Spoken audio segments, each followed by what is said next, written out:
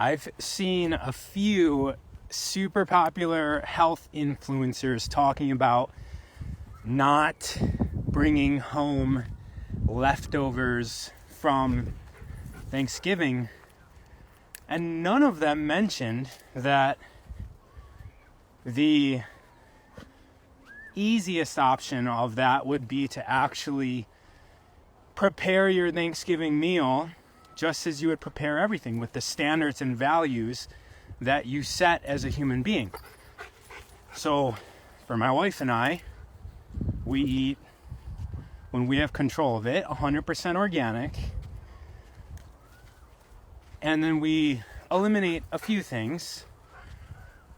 But our Thanksgiving was 100% like that. So I don't understand this, like, don't take Thanksgiving meal home because you're going to increase the amount of calories and bad food over the next few days.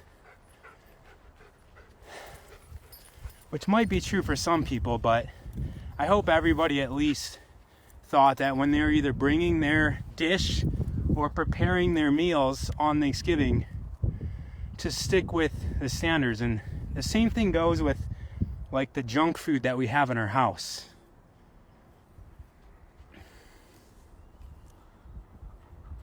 Hold on a sec. Solar, come on. The junk food that we have in our house. Solar, come on.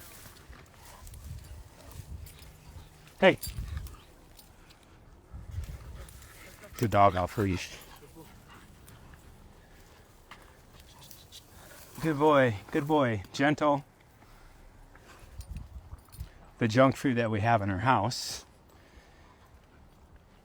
The cookies, the candy, what else do people have? The chips, all of that can be done to your standards. So for myself, chips, for instance, there's chips that are baked, they're not fried in seed oils. There's chips that are made from all different sorts of foods, depending if you want to eat corn or grains. There's even chips made of like plantains. There's chips made of all sorts of ingredients, and that can all be in your house so that you're not grabbing Doritos or Frito-Lays to eat when you feel like having something salty. So just maintain your standards and values when it comes to food. You have junk food. I mean, it's not really junk food, but yes, of course. I'll have cake for dinner sometimes.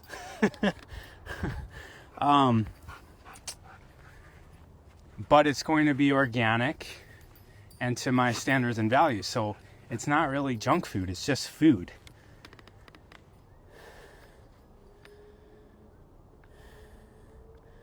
Person said he had a bunch of LSD and booty for Thanksgiving. Somebody's asking how I got started with high ticket affiliate marketing. Actually, our item, I wouldn't classify as high ticket. High ticket would be like selling something for $4,000 or $5,000, $10,000. We're selling nutritional products, which everybody can use.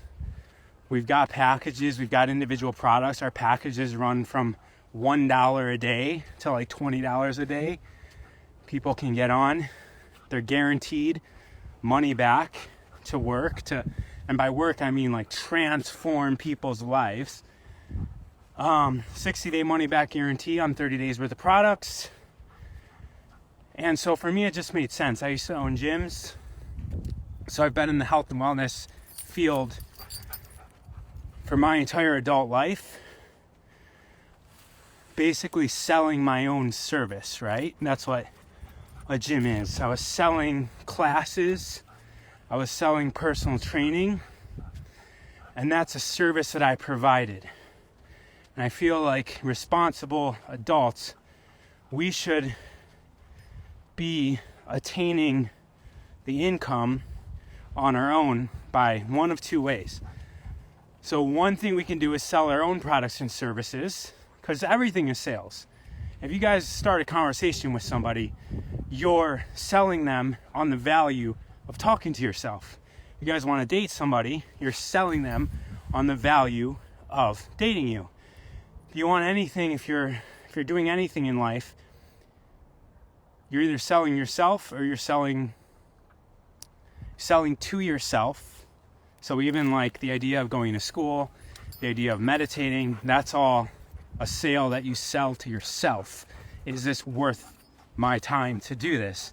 Or you're selling somebody else. So everything in sales is awesome. Sales is how people get the things that they need in life through somebody who's offering a product or service. So as responsible contributors to society, we could either sell our own product or service, or we can act as the person that shares somebody else's product or service, because there's many brilliant people who are more like the mad scientists developing products and services, and those are completely useless if there's not somebody that's exposing to the people to those products and services. So we've got two options normally to attain income. It's one of those two things. We sell our own product or service, or we sell somebody else's. So for 10 years, I owned several gyms. I sold my own product and service. Now I am choosing to sell somebody else's because it allows me to help more people. The physical gym can only help a few hundred people. So far, we've helped 5 figures of people with somebody else's product and service, and I love it. I love it because it's not just sales, but when you teach a team how to sell, you teach them everything that they need to know about life. I'll make another post about that today because it is Black Friday. It's another thing, Black Friday weekend. We can identify as a consumer, somebody who's giving or going into debt to buy products, or we can identify as the person who is providing the product or service, either your own or somebody else's. And I definitely think that this holiday, let's call it a holiday, Black Friday, is won by the people. Actually, it's won by both sides, right? The consumers can get deals on the things that they desire, and this is the weekend. It's called Black Friday because businesses go from red to black this weekend, right? So being in the black means being in the red means you're negative. You're under your profit line. And then going from red to black means that you're in the profit. And Black Friday, historically, a lot of stores would be in the red the entire year until this moment. And this would be the season that they would go from red to black. So that is why it's called Black Friday. If y'all didn't know that, you guys can put questions in the comments like you're doing right now, and anybody else can answer them. That would be amazing if you guys all on here would answer each other's questions, and then I'll scroll through and answer them as well from my perspective. But it'd be great if we had the perspective of everybody. And there's also a question box, which will more likely allow me to see it, but I'm not sure if everybody else sees it. Do you take any supplements for being completely organic? Yes, that's actually what I sell. They're technically superfoods, but they could also be called supplements. But seed oil, fried chicken strips are the best. Then that's your value. So then there would be really no problem with eating it, if that's your standard. Where am I from? I grew up in Michigan. Angelo saying, hi, hello. I grew up in Michigan, but I was born in California.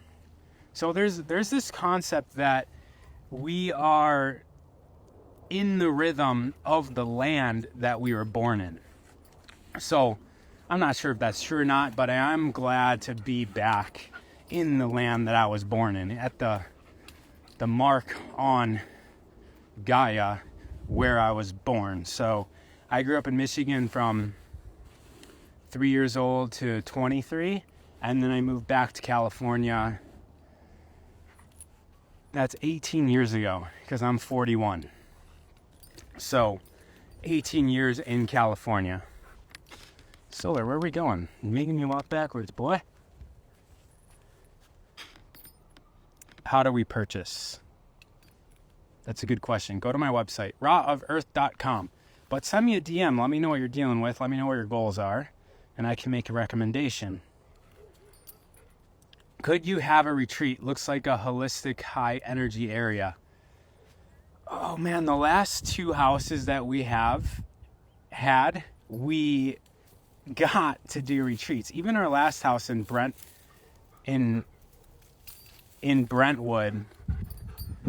it had its own yoga studio, completely independent of the house.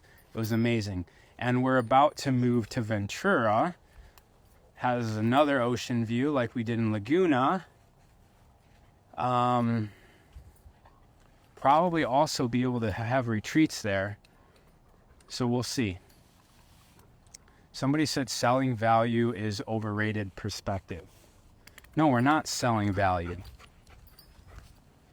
We're solving people's problems. I don't actually think I said selling value, but solving people's problems is how I relate to sales. Your super foods are next level nutrition. They for sure transform my life. Thank you. And being value is overrated as a basis of operation, in my humble opinion. Okay, that's great. It also depends on how you relate to the word value. I was saying values and standards a lot, but not in terms of sales. I was saying that in terms of us living our life. But if value is overrated, then that means that one doesn't value values, which is kind of sounds like an oxymoron to me, but it'd be amazing if homeboy can explain more. Match Burn Lux, I'm talking to you. 3rd day of meditating 2 hours a day. Amazing. So with anything, including meditation, one of the most important things is consistency and discipline, to be consistent. So if you're just operating on motivation or whatever you feel like, when you're motivated, you're going to do the things. And then when you're not motivated, you might not do them. You're going to dip below a standard of doing them, right? So now you're no longer doing them. All right, I think the uphill portion of this hike is complete. Now I'm kind of on rolling hills. You guys can see where I am. And this is in the city. Like, cities have this, within 20, 30 minutes of wherever you are, there's this available to literally every human on the planet. Most of them. We have an Airbnb down there that we've been in the Airbnb for 3 months, because I've been looking, like literally just scourging the I don't know if I used that word correctly. Just looking at every house everywhere in Los Angeles to try and find what we need. So we've got values and standards of our housing as well. The backyard needs to be not north facing. So if you get into a house in your backyard where you're going to be spending time outdoors is facing north, that's the darkest direction, all right? Because the sun goes from, if you're in the northern hemisphere, the sun goes from east to west, but it's going to be on the southern side of that. And so it's the sun drops down into the south. So if your house is where you're outside is facing the south, then it's always going to be in the sun, as opposed to if where you're going outside is facing north, the sun's always going to be on the opposite side of the house. So that's one standard when it comes to our living. Another standard, which this time we come on, Solar, come here. Yep. So another standard is that this time was, well, there's the view. All right, so I'll just say that. The view is a standard. So we either needed a view, so first the view of the sun, but mountain view, so being high up, and ideally view of a body of water, which is difficult in California because the closer you get to the ocean, the prices increase dramatically. And we had a beautiful house in Laguna Beach, so we tried that out. Then we went to Brentwood. We didn't have a water view, and the contrast of that was crazy. Like, we were kind of in a valley in the mountains in Brentwood Heights. So that's another standard. Another standard is having a beautiful kitchen, because Solar, come on. Because Caro loves cooking, and we want her to be inspired with a well-lit kitchen. So a lot of kitchens are like tucked in the middle of the house, away from windows. No, have a lot of light in the kitchen, especially with us. She films a lot, so we need great lighting in where we're going to film. We also need a certain amount of bedrooms because we each need our own office. And then within the bedrooms, we have needs. So I have a need for a blank wall. Not all places have a blank wall in the bedroom. I also, because of podcasts and filming, have to be able to set up sound protection around the room. So ideally there's room for that. Ideally also there's high ceilings, because having low ceilings in a place where you're living, again, it's uninspiring. It feels like you're in jail. So the 8-foot ceiling thing is like, especially if it's just like all 90-degree corners, is limiting to your soul. So yes, you can make it work, but I'm talking about living in different places our entire life and knowing what our values and standards are, so that when it's time to pick a new place, we do our due diligence. And like I said, we have been literally in an Airbnb for 3 months while we're finding this perfect place. We need a 2-car garage because one driveway or a 1-car garage, number one, doesn't work so well with 2 different Teslas that each need to charge. But also, if you got a single driveway, having to shuffle the cars around it's time, and it's an annoyance that is not necessary. Not having carpet everywhere in the house. Some rooms it's okay, but carpet everywhere is just dusty, and again, for us, uninspiring, because carpet is old. It reminds us of like a grandma type house. So having carpet in some of the rooms is okay. In this house that we found, I believe there's only carpet in one room out of the whole entire house. More than one bathroom, another standard. If you're in a relationship, having more, or just have multiple people in the house, having more than one bathroom allows you to, whenever you need to use the restroom, there's one available. Again, quality of life. Quality of life. Having 2 bathrooms allows for this. Am I missing anything else? Having just windows everywhere, the more windows, the better. A lot of houses have very little windows, and they're still like classified as nice or luxurious, but they have very little windows. We are looking for houses with as many windows as possible, preferably floor to ceiling, and preferably in on multiple walls. And then this is another important standard, having airflow. So having windows on basically every side of the unit, which most apartments, not that we're looking at apartments, but just so you guys know, most apartments all do not have good airflow because the hallway of the apartment doesn't have windows. And so there's a lot of stagnant air, stagnant energy, and stagnant fumes from the paint on the walls and the fumes coming up from the carpet and your mattress and the fire retardant in your furniture. There's all these fumes. Every single day when you come home from work, if you're going to work, I recommend opening up the windows and airing out your house before you go to sleep.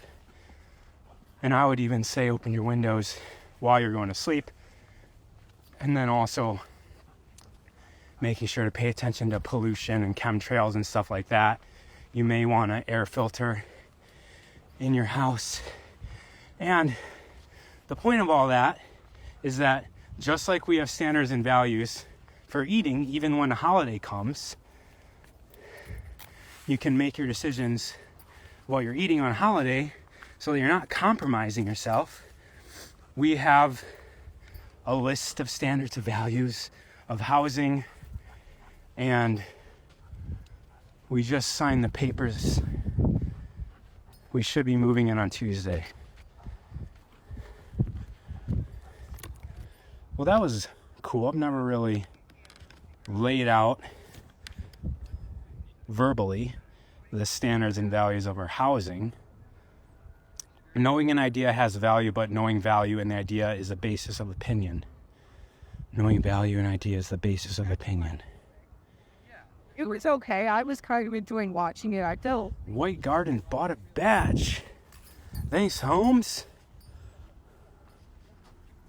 I'm just going to read some questions right now.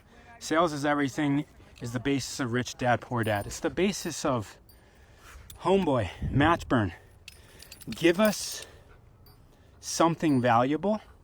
So it seems like everything you're saying is just to take, to negate, to argue, to take away. Bring something to the table. Override what we're saying with what is. So don't just be pointing at what isn't or what you feel is wrong, because none of that is true. It is impossible for anything to be wrong, because if it was wrong, it wouldn't be happening, right? So everything is. If you're looking for another option, let us know what that other option is. But just coming on here and just saying everything and why you have a problem with it without any real context doesn't add anything to anybody. So we're all a circle here. We have different perspectives. Let us know what your perspective is. Do you use urine therapy? Yes, I was doing that 10 years ago while I was competing. And I'm not consistent with it, as I was talking earlier. It's not something that I value. However, I still visit it often. Like even this week, I had some, and I was just kind of feeling a little off. So I was like, you know what? I'm gonna take some of my own medicine. You're not gonna live in your new home anymore. I don't know what that means. We move a lot because we have the freedom to. So why not explore? Oh, I didn't really say that our new place is in Ventura. So another thing that we're looking for is something outside of Los Angeles. We love Los Angeles. We've both been here 17, 18 years. It's just getting a little too hectic. And things that we valued before, we don't really value so much. And we're also noticing things like garbage everywhere. And we wanted to get out of Los Angeles, but still be kind of close to it. Come on, Solar. Hold on, there's another dog. Solar, gentle. Gentle. Here he is.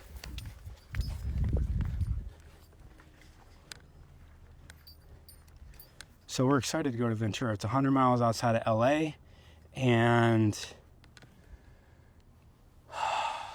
It has all those things. We found a place that has all those things. It just happened to be that's where it was. That was the closest we could find to LA. We were also desiring to be outside of LA, so we manifested that. California, yes, California. How do you still have good service in the mountains? Well, that's interesting because I did this the other day and I still had service. On the tops of mountains, there's usually better service than climbing the mountain. So even like tall, huge mountains like Mount Shasta, when we lived in Mount Shasta, that's a huge mountain. And driving up or on the way up to the top of Mount Shasta, there's zero service. But when you get all the way to the furthest point where you can drive a car, then there's service. Because the satellites can reach the top of the mountains, but it's the valleys that give the problems. Would you live in a yurt? If I was single, probably. But when it comes to like having or thinking about having a family, it just doesn't have all the things we need for us to do our current work. So the problem with things like yurts are the rooms. Usually you can hear into the next room. We need soundproof separations because my wife and I are independently filming and or on phone calls throughout the day. So yurts don't really satisfy our needs. However, from an energetic perspective, they're amazing because there isn't 90-degree angles or corners where energy is getting stuck.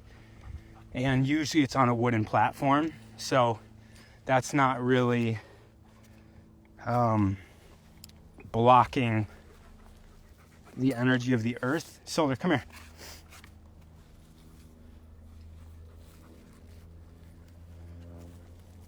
Hello. He just pooped right there, so just watch out. Sometimes when you point out something to people, they actually go into it. There's studies of cars.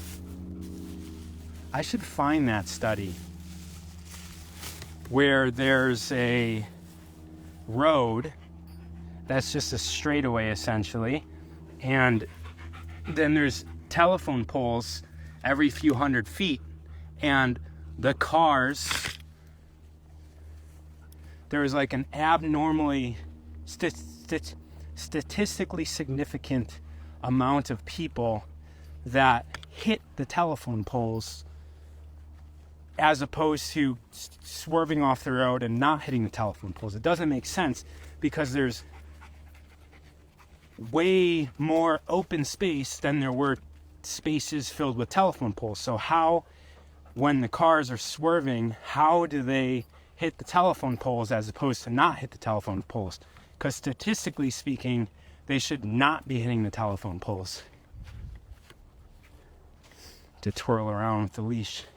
And so they went and asked the drivers of the cars, and they said, we're trying to figure out why everyone's hitting the telephone poles when they're in their accidents. What were you thinking when you were swerving off the road? And almost all the drivers said, I was thinking about not hitting the telephone pole. So by focusing on the thing that they did not want, they magnetized, they just kept their eyes were on the thing that they didn't want to hit. And that's exactly where their hands and their wheel and the energy and the momentum of reality took them straight into the telephone pole. And I think that's an interesting write-up that basically offers a perspective of why it's so imperative that we focus our attention, our passions, our emotions, our thoughts on our desires as opposed to what we don't like about reality, our complaints. the negatives, the dark spaces, because the more that we're attached to those, the more energy flows to that, and the more we pay our attention, speaking of sales, paying our attention, we're sold on what we don't like, and we actually buy it, don't we? If we are paying attention to it. And the thing is, there's another study, maybe I'll dissect them both in the same video. There's another study where they look at optimists and pessimists and how they deal with traumatic situations like the death of a loved one, car accidents, breakups. And what they found was that a pessimist focuses on the negative and doesn't even notice the positive. The optimist focuses on the positive, but also notices the negative, because our optimistic mindset, our willingness to be positive is weaker than our drive to be negative, because the way that the body, the mind is situated is to always keep ourselves alive.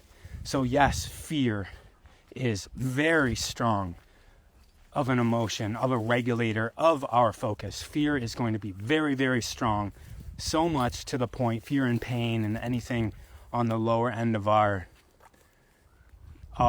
emotional scale that allows for our survival is going to be very strong. But things like joy and happiness, they're amazing to feel, but evolutionarily speaking, they wouldn't serve us to keep us alive as much as fear would. So fear is always going to be strong, so strong that we don't pay attention to anything else. But if you have trained yourself to be optimistic, Solar, good boy, then you, look what we're walking on, by the way. So that's why I'm looking down, not so much in the camera. And if you're walking with shoes, I'm going on a tangent here. If you're walking with shoes, you should also be looking down and trying not, especially if you're running, to avoid rocks and things like that. And to plant your foot appropriately, dependent on what you're stepping on. I'm stepping on rocks right now, but I'm also using all of the bones and muscles and ligaments in my feet to absorb the rocks. You should still be doing that with shoes on. If not, you're pretty much putting your foot in a cast and you're not using the nature of your foot. Okay, back to what I was talking about. It's slipping my mind. Pessimist, optimist. So the point of that paper was that pessimists notice the negative, they don't notice the positive. Optimists have a balanced perspective. They notice the positive of the situation and they realize the negative. But it allows them to have a more balanced approach to situations, whether traumatic or not, that allows them to regulate themselves in a way that's progressive. They learn from the situations. Where a pessimist who is completely sold on paying attention to the negative, they just rest in that negativity, in that fear, in that avoidance, in this posture position where they're protecting everything, right? So realize the risks of life, realize that we're all not going to get through life unscathed, and that there will be things that happen to us that are not preferred. Hey guys, give me I'll go over here. He's sometimes not friendly. The dog just rolls up on him. Leave it. Incredible hair. Seriously. Nice. It keeps on growing. All right. I think I made my point with that. Let's roll the questions. Do you use urine therapy? I already answered that. How to heal a sprained ankle quickly. We have to increase energy flow to it. So I'm currently referring people to Human Garage. Look up Human Garage, and then they have something called the barefoot sprinter routine, and you're going to use your hands twisting your legs in certain ways. The blood flow down to our ankles is it's not free for most of us. So opening up the channels, both physical like blood and energetic, is going to allow for the healing to take place, because we need to get oxygen and nutrients down into there. And the fact that your ankle is sprained and inflamed is good. That's your body paying attention to the injury and essentially immobilizing that part of your body so that you don't do further damage. So when you guys damage something in your body, try not to stretch it, because that's going to be the signal to our head is this is tight, and we try to move it. And what I was offering with the maneuvers, you're not necessarily manipulating the actual injury. You're going either upstream or downstream from the injury, and you're working there. But it's very important if you, especially sprain, I don't think people try to stretch sprains, but when they pull a muscle, which is or rip a muscle, the body's going to tighten up all the muscles around it and to protect the injured part. And when it does that, it's going to feel like a ball or a lump or a rock inside of our body, whether it's our neck, our hamstring, our calf, our quad. It's going to feel very tight. And the first thing that people do, because I used to own gyms, I also played hockey my entire life. When the first instinct when we feel that tightness is to stretch it. But when you stretch it, you're basically going the opposite of what your body's doing to protect it. So also resting is very important because of these tight muscles. If you just continue using it like I did my entire life, because I played hockey and I would injure myself and I would go out the next day or the next week, just put some tape on it, have my athletic trainer fix me up, and I would just continue using my body. My body is now holding itself in an unnatural position, and now I'm using it. So what's going to happen is all those other tight muscles are going to tighten even more, because now we're using the body through competition at 100%.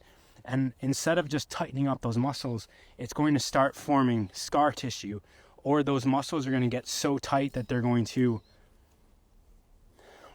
get tangled with each other. Now, for the rest of my life, or for the rest of our life, if we do this, we've got these tight strands of muscles that were made just to help repair an injury, but now it's holding your body out of balance. And usually what's going to happen in that circumstance is if you have an injury on your left side, let's say, and you just continue using it no matter what, you're going to form a bunch of scar tissue in the injury, and the muscles are going to be tight that is holding the position to protect the injury, and then you're going to have malfunction on this side, and you might tear somewhere else. But what's likely going to happen is your right side is going to start overcompensating for the weakness of your left side, and then that's going to lead to malfunction in your right side because of overuse, and you're going to injure your right side. And then all of a sudden you had a weak left shoulder, and now your weak left shoulder feels stronger than what used to be your healthy right shoulder. And now your healthy right shoulder is actually weaker than your damaged left shoulder, which when you actually sit down and think about it, you're like, wait, what am I doing to myself? I'm just effing everything up. All right. That was a good question. What trail are you hiking on? I'm in Woodland Hills right now, and there's this park called La Serena Park, and there's a trail that goes from there to what's called the Bench, and this is the Bench.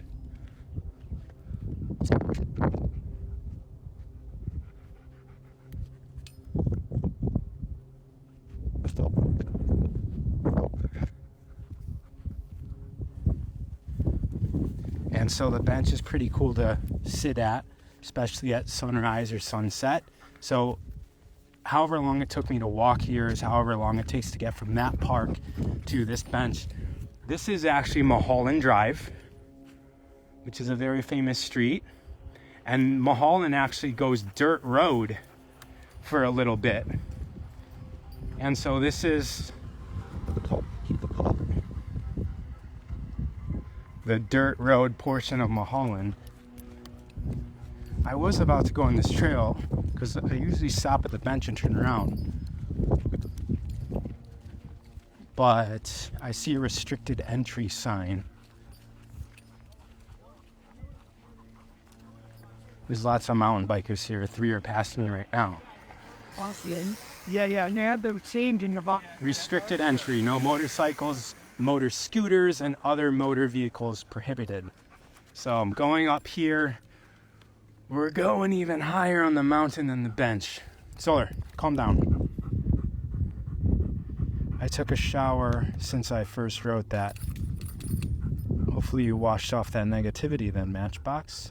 Then I came back into discussion on windows. Windows are valuable. Amazing. Value is a moving target, exactly. There, before adding value is an illusion. Los Angeles is fully supported by the Hoover Dam. I don't think many people know about that or maybe care. Los Angeles is a huge valley. Well, not Los Angeles, California is a huge valley. What we call the valley, there's maps where basically middle of California is completely just filled with water. And so, yes, we have sucked up all the water, and that's one reason. And we also have dams that stop the water. Those are hills, not mountains. Yeah, I mean, whatever.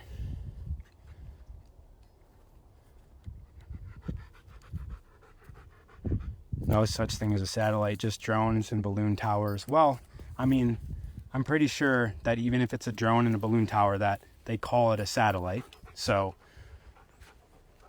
that's why I call it that. Yeah, it's all a figment of my imagination and your imagination, no matter what. So whether it's going around a globe or a flat earth or everything is an illusion, I'm all for all of that.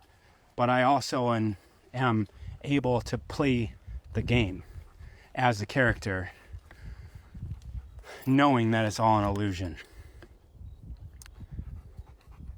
Family in a yurt is great, but beware of rats in the winter.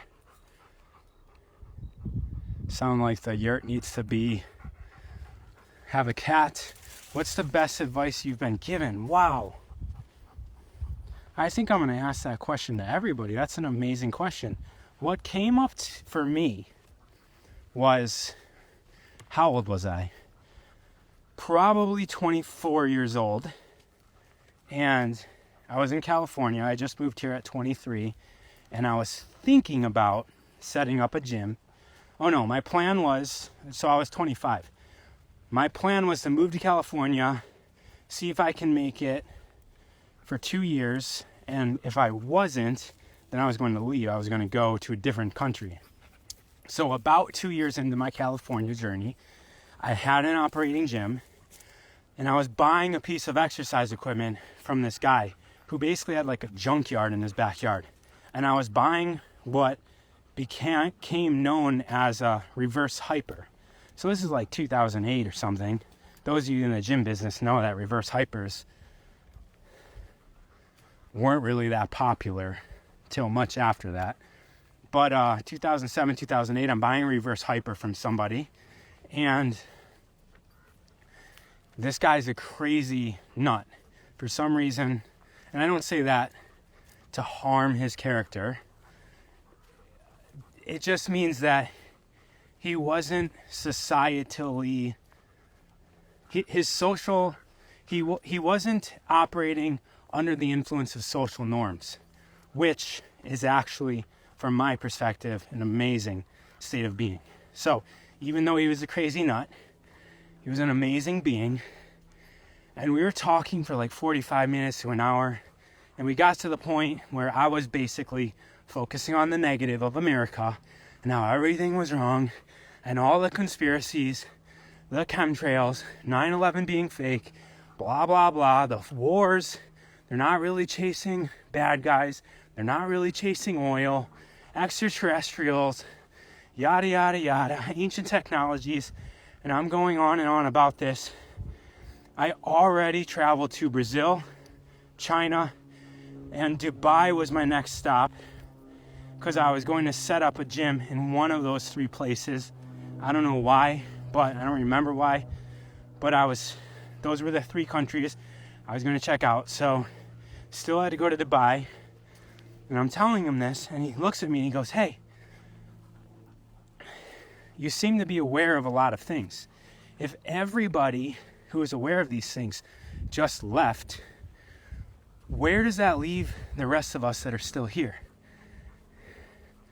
And I don't even know if that was an advice, but it was, because it was a question that prompted me to think and realize that, like, this is the nest that I was born into. This is the game that I didn't agree to, but this is the game that I'm playing. Just ejecting from this game hopes, with the hopes that the grass is going to be the greener somewhere else. Before I master this game that I'm in right now, doesn't allow me the value of America, the value of this life, the value of being here. And that's just what I got in the moment. I'm not saying it's the only perspective or that it's possible that I could have taken something else, but I think that was a very pivotal. It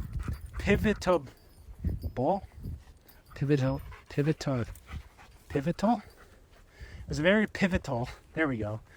Pivotal point in my life that then led me to staying in LA, opening up a bigger gym in downtown Los Angeles, helping be a part of transforming tens of thousands or maybe even hundreds of thousands, if you talk about online, people's lives, and just having a great time while doing it. And now I'm here on the top of this hill, walking barefoot with this dog named Solar. All right, let me show you the view from here, because this is the first time I've been to this particular hilltop. So what we're looking at here is the valley. This would all be submerged underwater.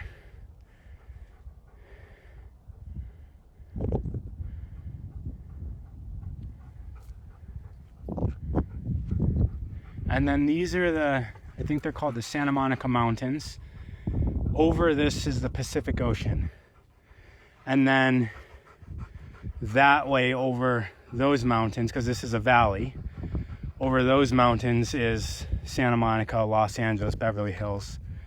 And then this way, these mountain ranges keep on going up all the way through California.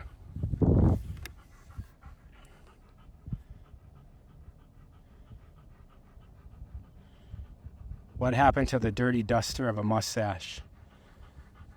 I outgrew that phase. I just was feeling like I could use something different. All right. So I'm about to go basically way down there now. So you want to go back?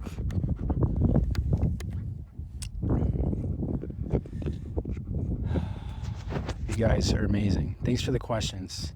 How does energy flow between me and others, and how so? All right. So really quickly, I'll answer that. The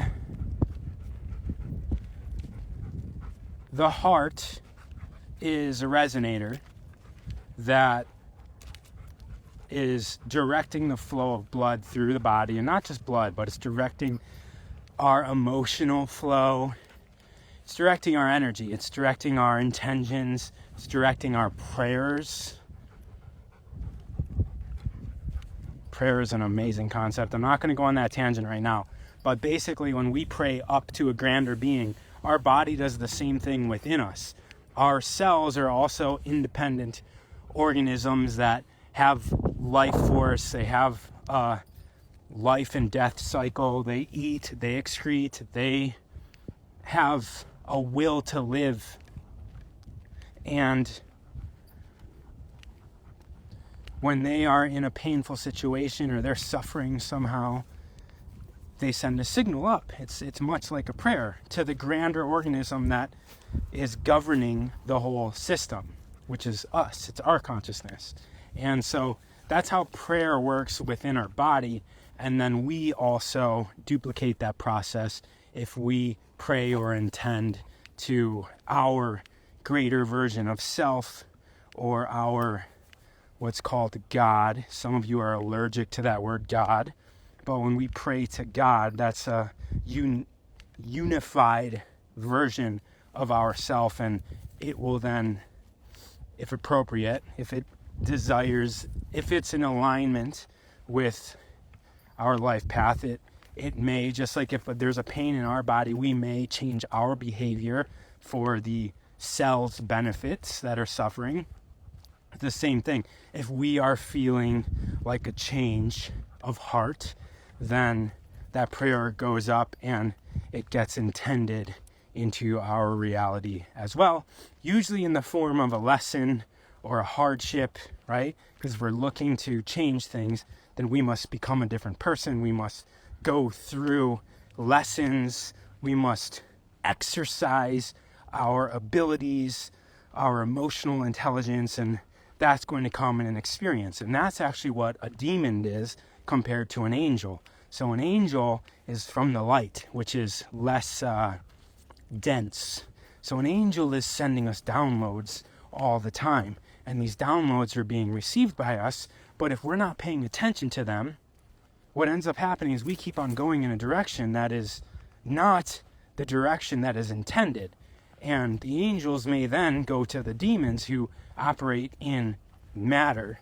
They operate in the shadows of this physical world. The demons have an ability to step in a more severe but appropriate way. So we've been staring at our phone and listening to music and not receiving the signals that we should be going in a certain direction from the light beings, from the angels who are sprinkling these messages onto us. If we're just looking down at our phone and consumed in our addictions, then this more severe, appropriate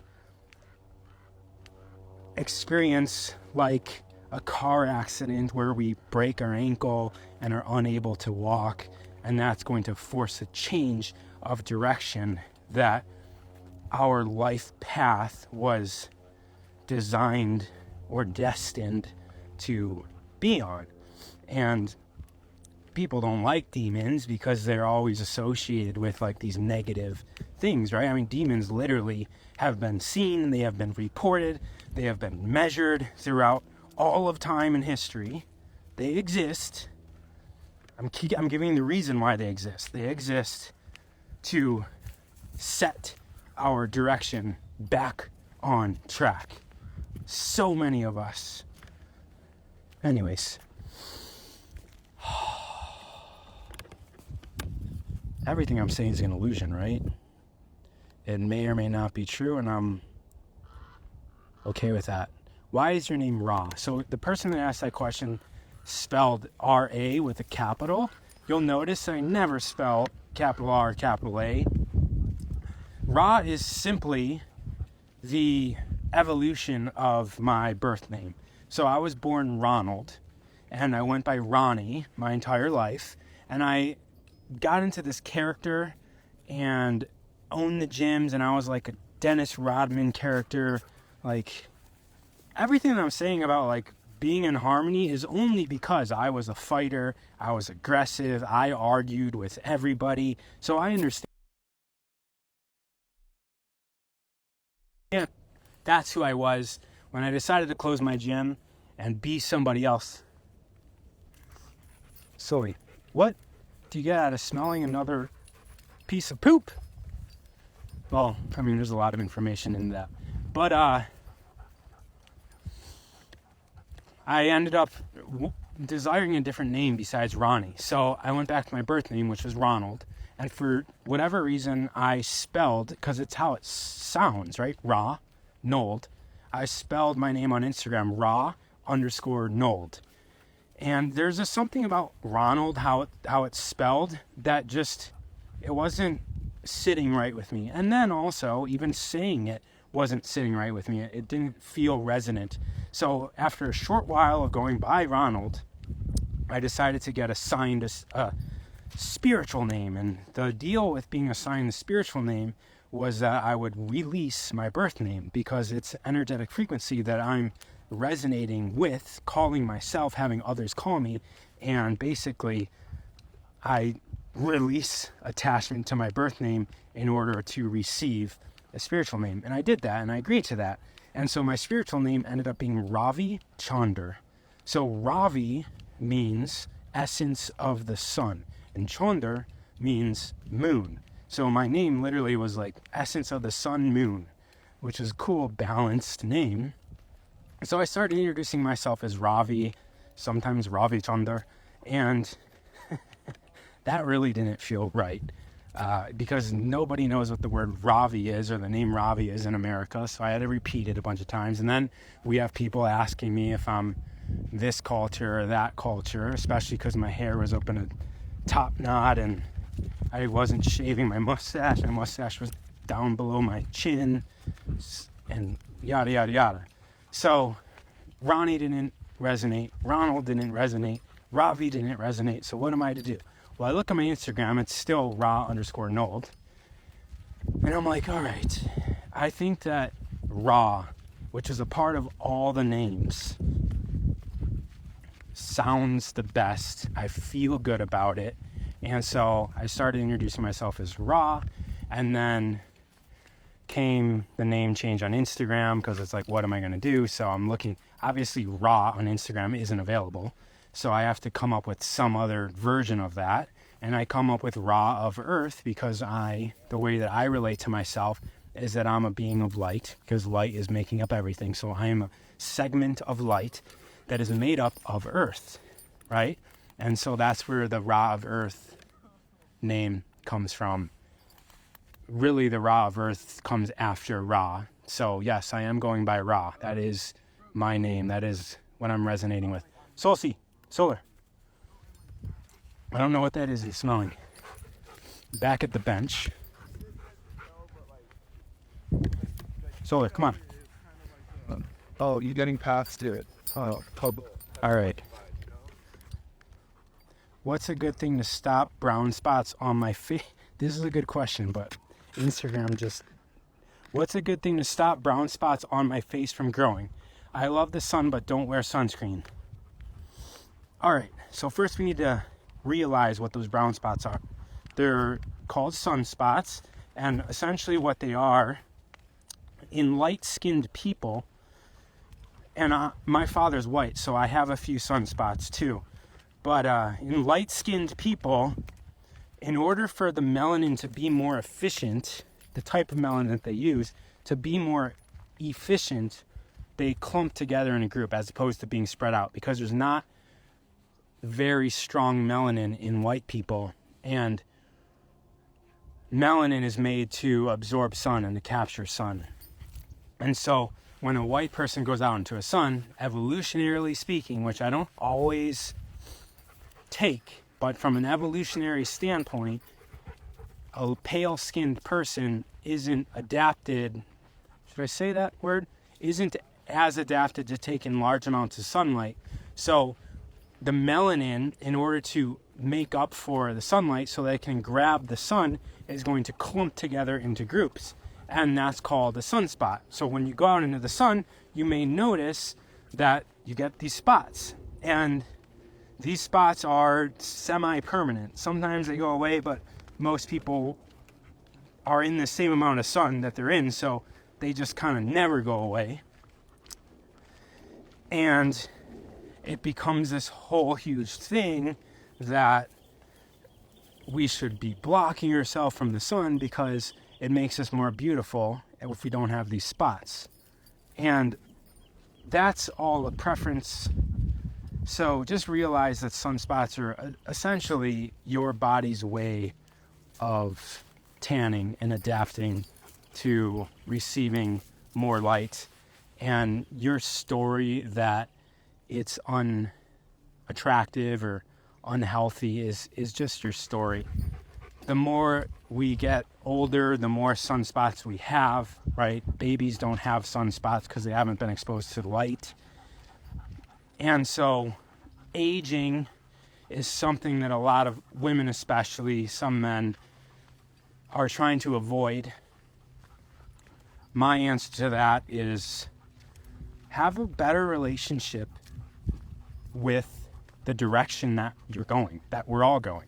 We're all going in the direction of death. That's the final resting place for all of us here. And it's up to us to have a relationship with that. And so if you have an unhealthy, or as they say, toxic relationship where you're just avoiding, ignoring, what other words do these relationship people use? Gaslighting death. You have a toxic relationship. I'm using these words because I don't necessarily agree with them. That's why I'm kind of emphasizing them. But you have a toxic relationship with death. And this is a relationship we all have. So my invitation is to visit your relationship with death, which is then going to evolve your relationship with aging and your relationship with what we go through as we get older. Yes, our body is going to start going through its processing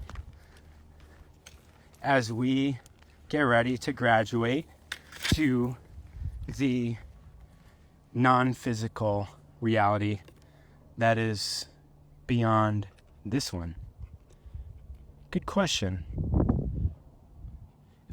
If all of us knew and what we know and left, what would that leave the rest? Wow, I'm behind on these comments. Yes, Samo, I love mountains. Have you been to Palos Verdes, California? I actually haven't, but I looked at houses there over and over and over again. It was close. So the thing that I didn't like about Palos Verdes is it's very close to Long Beach. For me, going into the ocean going into the body of water is important. So we even looked at houses on like bodies of water that you can't swim in. And I feel that all that down there in Long Beach, and Palos Verdes is close to Long Beach. It's very close to the airport. It's very close to Long Beach Harbor where all the ships come in. And it's, in my mind, it didn't seem very swimmable. So it wasn't my favorite. And also we didn't really find a house there with all of the other standards that we have. A lot of them were, well, whatever. I'm sure there's beautiful houses down there. All right. Sir, till now, not yet cured from black magic. What to do? Please reply. That sounds like... I'm just going to say what I feel. That sounds like somebody in India. Because that's how they all talk to me. Which may or may not be true. All right, so if you feel like you're under a hex, or somebody has an evil eye on you, or somebody's intending negative things, and this person's able to penetrate your field somehow, and you're wanting to know what to do, there's several things. The first thing, I made a pretty viral reel a little bit ago where I explained how we are all a toroidal field. So if you look up that word toroid or toroidal field of energy, and you'll start seeing shapes that look like an apple of energy, right? So the energy is going around the outside and it's coming in the inside. And during that time, it's also spiraling. And so that's the energy of our heart. There's an amazing video on a heart surgeon that's unraveling a heart. So if you guys right now, wherever you are, I don't have a shirt with me or anything I can wrap up. I do actually. I've got a dog bag, but can I put my phone down so that we can be seen? Yeah, I'll just do it right here. So hold on, stop. So if you imagine there's a flow going into her heart and a flow going out of her heart, the heart surgeon basically takes the heart, he takes a towel, if he takes the heart, he actually literally had the heart, but if you take a towel and you wrap it up, you're going to get essentially this shape. And this is our heart when you actually unravel our heart. So we got the input and the output of our heart. And he actually cut along the fascial lines of the heart and he unravels. He shows this with a heart. It looks exactly like this. So he unravels the heart. Why am I showing you that? Because this is a shape of a spiral, right? It's all twisted together. And that's how our DNA is. That's how time is raveled together. And this spiraling shape is what creates this toroidal field. And if we feel like somebody, something, some issue in our field, what the easiest thing that I've come across to do is just to strengthen your field. And you can do that with your imagination. Imagine the toroid coming from your heart or your head, because the two hemispheres of the brain also have this similar shape with the pineal gland in the middle of it. But imagine this toroidal field. And there's other ways you can do it too, like having a Merkaba that spins in different directions. But pick a shape that is the human energy field and strengthen it. Feel this energy rotating through you and around you. And the more that you feel your own energy, the less intense this negative or black magic energy is going to be. That may or may not work, right? Because you might be intertwined with somebody or something that's requiring you to go on a journey that's going to require you to do more than just imagine a field of energy around you. But for some of us, that'll work on the little things that we're dealing with. Another thing we can do is imagine our aura being impenetrable. So like instead of like a fuzzy, open thing, we can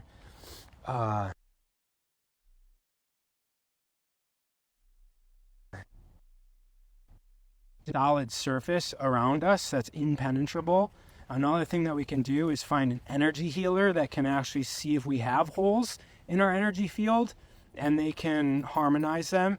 And another thing is we can also seek out a psychic that may also, so a psychic could help, or either an energy healer or psychic that has access to other beings in other dimensions that can use is a strong word, but for lack of a better term, use these or ask for guidance from other energetic entities to help you deal with the black magic that you are facing now, here and now. I mean, the person that asked the question,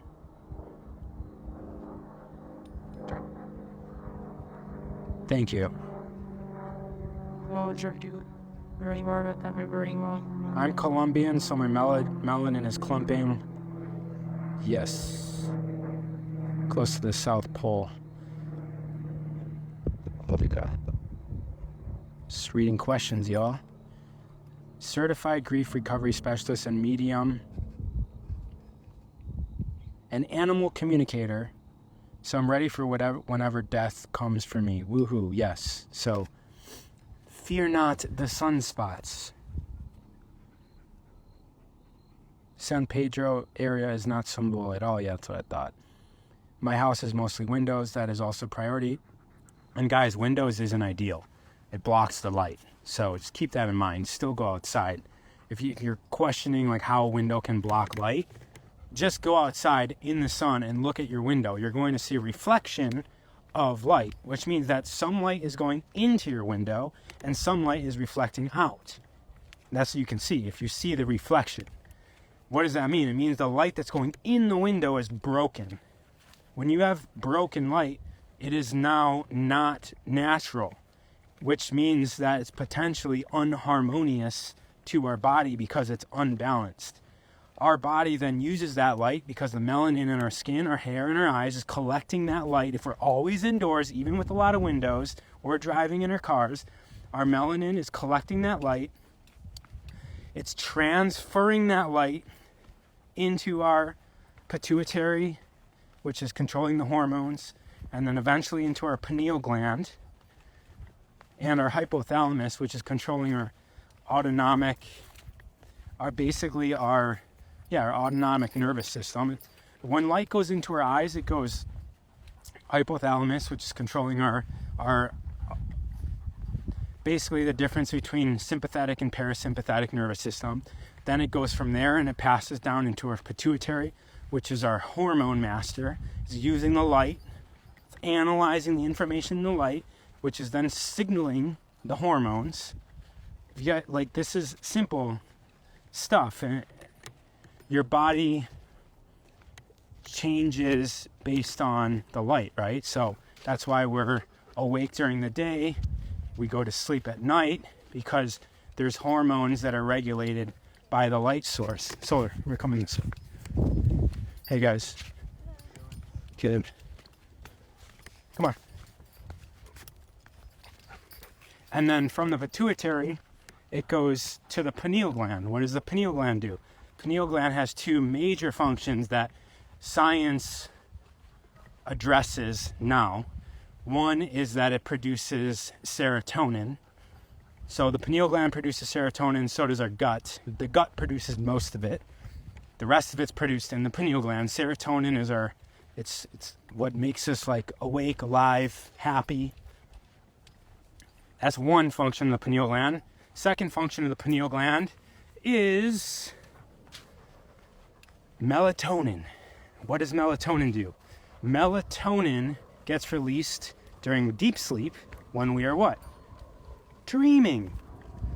When the pineal gland's active, which is also known as, from the eastern side of the world, or historical, it's known as the third eye because of the inner vision, the inner light, because the light from our melanin gets transmitted into the pineal gland, and then it takes that light and it goes through our body when we're sleeping and starts to recalibrate all of our cells back to the light. It's using the information in the light to calibrate everything. That's what the dreaming is as well. It's a visual, it's like a visual spectrum that we're witnessing while the pineal gland's active. So the reason why I talked about that is get outside in the light that our body is naturally in harmony with. A window, whether through your car or through the indoors, the windows of your house, a window is going to break the light, which is going to impact your fight or flight response. It's going to impact your hormones. It's going to impact your ability to regenerate yourself through sleep and deep sleep. So it's a pretty straightforward answer. No sound, because somebody tried FaceTiming me. Hopefully the sound came back. Otherwise, his voice changed. Yes, thanks. No sound. No sound. Why is her voice changing? Log out and log back in.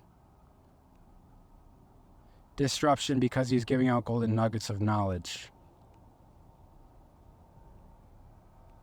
All fixed now. Yes, sound is back.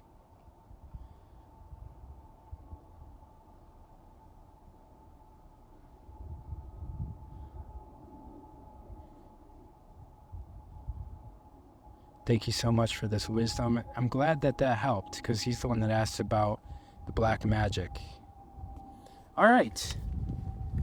So, standards and values we started with. Then we started talking about a lot of other stuff. People are requesting to be in the video, so I'm always a blind. It's like a blind date.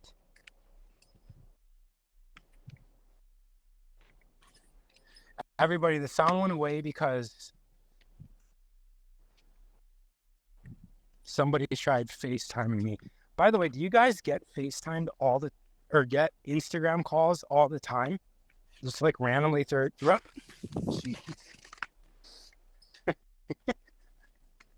The funny thing is I was thinking about the annoyance of these people that call me. And I was like basically having negative intentions about kind of their disobedience to norms or accepted ways of being when you just like call a stranger online. So I had like a sliver of like judgmental, wishing they weren't doing that, like basically judgmental emotions go through my body as I brought that up. And in that moment, I slipped and fell. And this is how everything that I speak about and teach about and converse about, we're constantly manifesting everything in our life. And stuff like that has been happening to me my entire life since childhood. If I have a negative intention about anything, I immediately receive that negative intention. It like manifests itself in my reality. I fall like I just did. I used to go like knock over garbage cans on my bike. Very quickly into that, like when I'm 12 years old, I start falling on my face right after I knock over the garbage cans. Or as I'm thinking about, oh, those are good garbage cans to knock over, I would fall.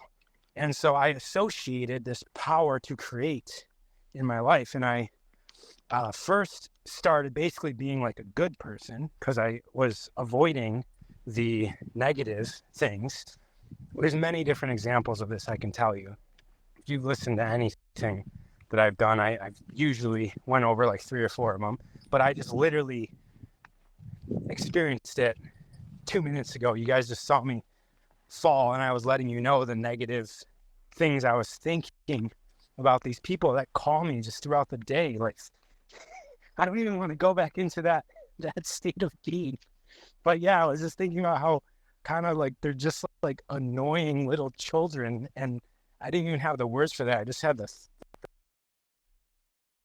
immediately. And so, good reminder to be aware, to maintain the highest, greatest state of integrity that is possible in every moment, because in every moment we are creating.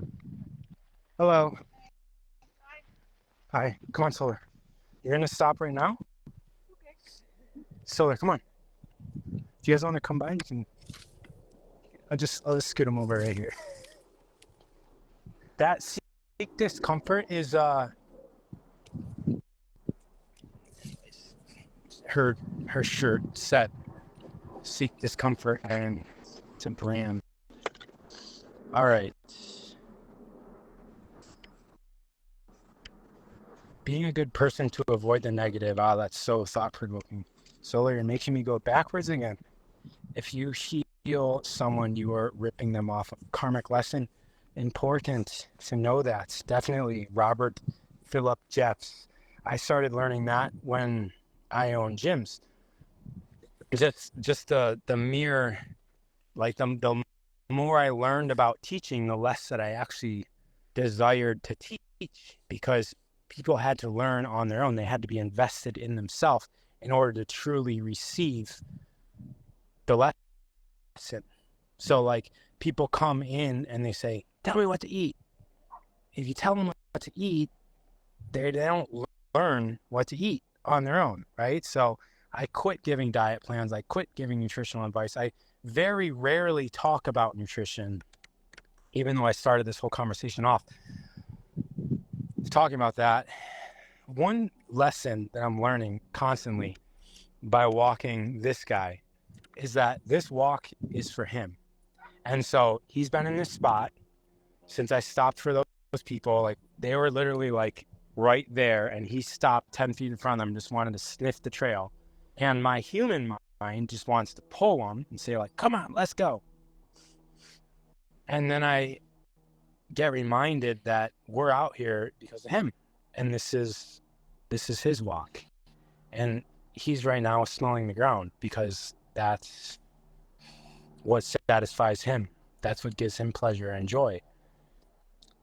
I cannot even imagine what that experience is like. If you look at a dog's nose compared to our nose, it's huge.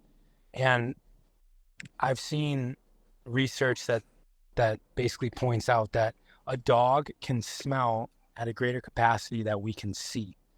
So all the information that we take in through our vision, like, that's our main information sense. And a dog's ability to smell is stronger than our ability to see, because they can actually smell time. They can smell the direction that somebody walked on a trail, because their particles are stronger in one direction than they are the other. So come on, we have to go now. There's somebody else walking. Come here. Sit down. What's up, bro? Okay, good. Sure. He's got a weight vest. I used to think walking was a waste of time. And so when I first moved to LA, everybody used to go on hikes, and I'd be like, you're just going and walking? What kind of ridiculousness is this? I would need a weight vest. I would need to tape my mouth shut so I'm only breathing through my nose, and I would need to be running, chasing, competing against somebody barefoot with my feet bleeding in order to receive any sort of gratification out of this. A lot of that has to do with testosterone too. The more testosterone you have, the greater stress feels, the greater effort feels, I should say. You actually crave the effort, and you feel, hello, come on, Soy. Felt all good. All right.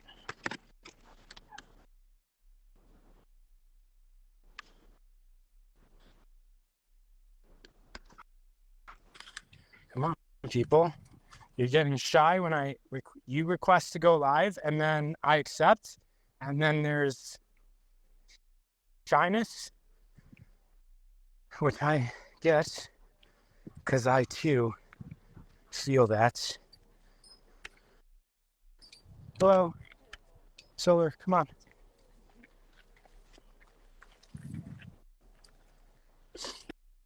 Ra de la Terra. I've talked to Carol about changing our last name so much, and she speaks Spanish and is from Argentina. I'm like, yeah, our last name doesn't have to, because she took my last name, my real last name. It doesn't have to be of Earth, but what about the Spanish way of saying it? Sounds a little bit more acceptable. De la Tierra.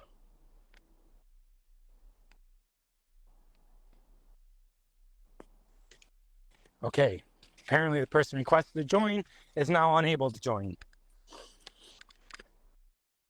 Bree was that person's name. Okay. Probably have time for one last big tangent on this hike. I'm looking down, I'm seeing the rocks. This is our nature, our base nature, the minerals, the elements, the earth, water, the air. This is what make us up, right? So the earth, by the way, everybody, I'm going to be speaking at Conscious Life Expo in February, I believe. So send me a DM. I'll send you your tickets for that, for my part. And I will have, I think, 90 minutes. And I'm going to be talking about what I was just about to talk about right now, which is our union with these elements. But this is not, what I'm about to say now is not going to be in the talk. But there's this concept of heaven and hell. And what is hell? So there's a book called Initiation that I feel explains it almost complete. But essentially, Initiation is about, it's by Elizabeth something, W.H., I think, her initials. So W. Helsh or something like that.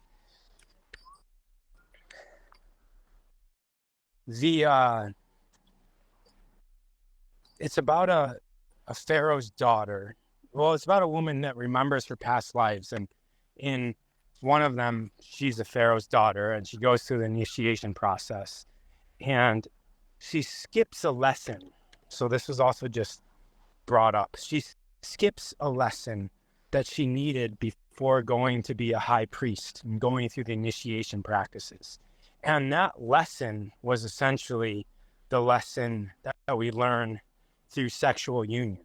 So she was essentially a virgin going through the initiation practices.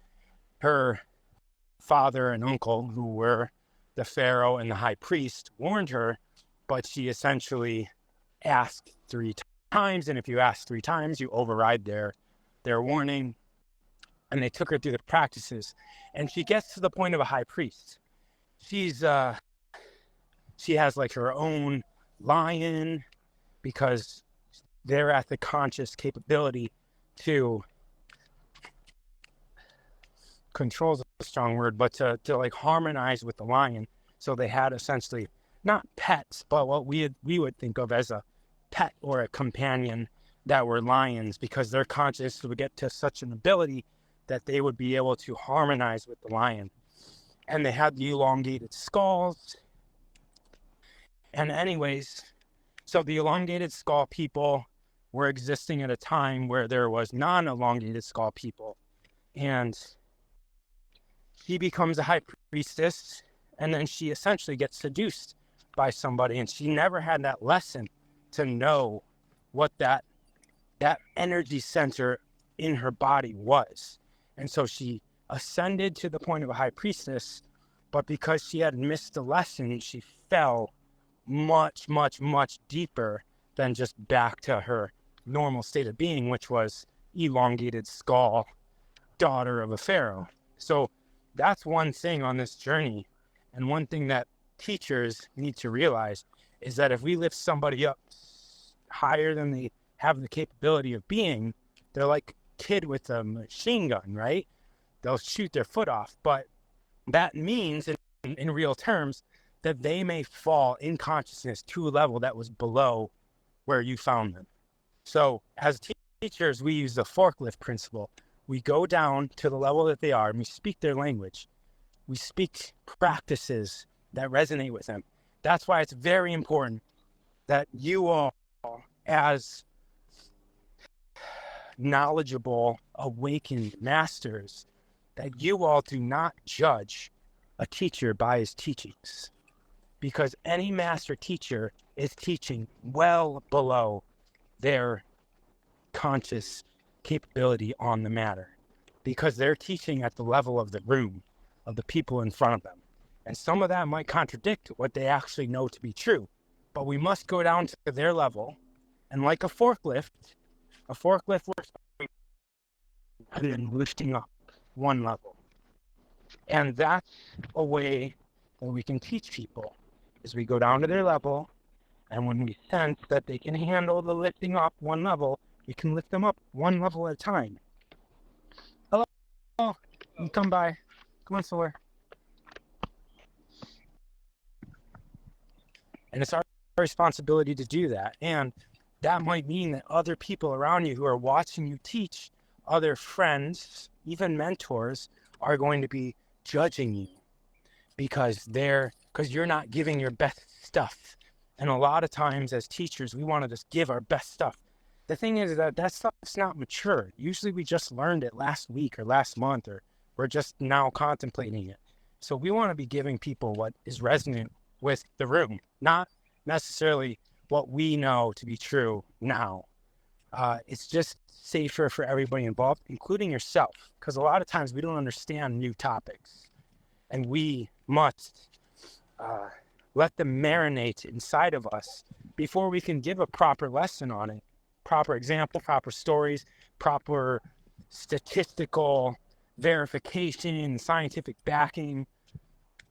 So be okay with others judging your teaching as not good enough, or that you're, a beginner, because our job isn't to impress the other teachers. Our job is to lift the masses up just one level more than they are today through their exposure to you. Back to what I was saying. So this woman, I forget her name. It's been like 10 years since I read this book, but I would say it's in my top 6 books I've ever read. Initiation.